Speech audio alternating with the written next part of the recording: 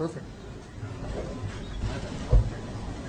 Well, thank you very much, Steve and Cheryl, for that much too generous introduction.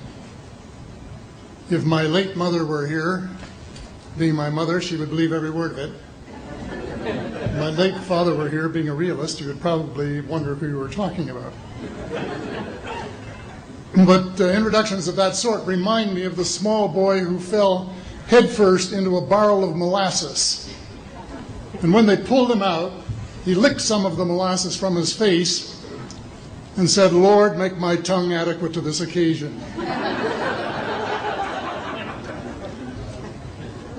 Well, actually, this is not my night for humor, and I'm not a match for either Stephen or George.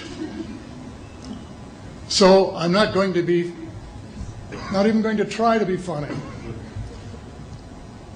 Except my first line, and that's after this wonderful banquet, I think that I have exceeded the feed limit. Bad humor, you better believe it. I wish that I were in a mood for good humor, but I'm not. We are hell-bent in the direction of destroying our planet, and frankly, we appear to be doing very little about it. Decades ago, visitors from other planets warned us about where we were headed and offered to help.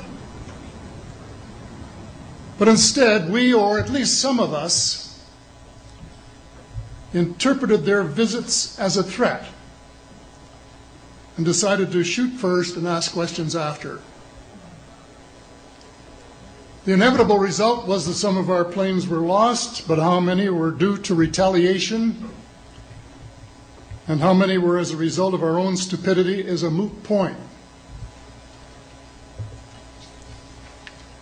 Wilbert Smith, one of the first Canadians to take an active interest in the subject of UFOs, asked the visitors about the accidental destruction of our aircraft by flying into the vicinity of a flying saucer.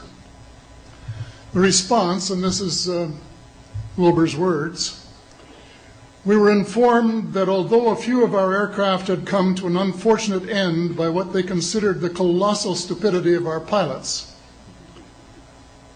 they were now taking corrective measures to avoid our aircraft. I asked them," and this is still Smith, I asked them what happened, and they said, "Well, the fields around the saucers, in order to hold them up, in order to produce the gravity differential, the time field differentials which were necessary to operate the ship.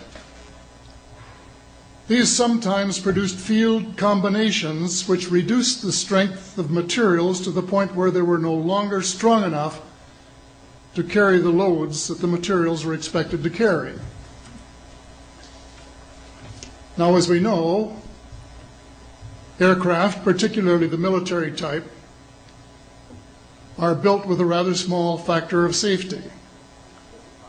And in these regions of reduced binding, the materials are no longer strong enough to carry the load, and the craft simply comes apart. When I read that, I was reminded of the late, great soprano Lily Pons, who used to smash crystal goblets with her high C. She would direct the sound at them, and something in the sound waves would change the structure of the glass, and it would fly apart.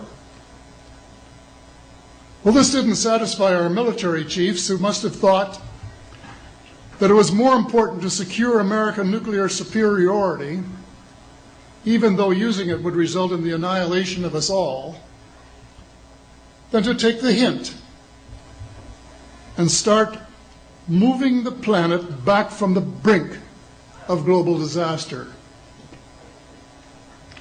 They, the military, must have been and still are so paranoid that they feel it necessary to use the visitors' technology to fight them off, rather than welcome them as partners in development, though they may have seconded a few renegades to assist them in what can best be viewed as diabolical developments. Stephen has said that talking about UFOs is passé, and that we should be talking or limiting our talk to exopolitics. Well, Stephen, I agree with you in theory, but in reality we have a problem when official U.S. policy insists that UFOs don't exist. The veil of secrecy must be lifted, and it has to be lifted now, before it is too late. It is ironic that the U.S. would begin a devastating war, allegedly in search of weapons of mass destruction, when the most worrisome developments in this field are occurring in your own backyard. It is ironic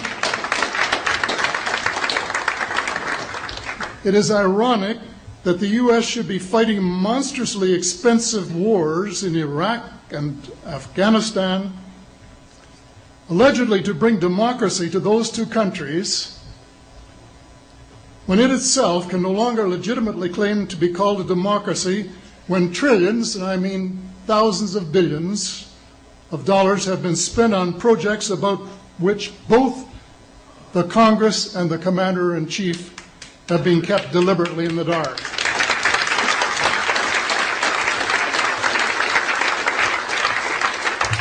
How much has been accomplished in 60 years of feverish activity by some of the most educated minds in the United States? Has America developed flying saucers that are visually indistinguishable from the visitors, as alleged? And if so, what do they propose to do with them? Even more critical, what progress has been made in the development of clean energy sources that could conceivably replace fossil fuels and save the planet from becoming a veritable wasteland? Well, who has the answers? Someone does, but apparently they aren't telling either secretaries of defense or presidents because they don't have, quote, a need to know. In a story told by Dr. Stephen Greer, President Clinton was asked a question by White House reporter Sarah McClendon about why he didn't do something about disclosure. And Clinton replied, "Sarah, there's a government inside the government, and I don't control it."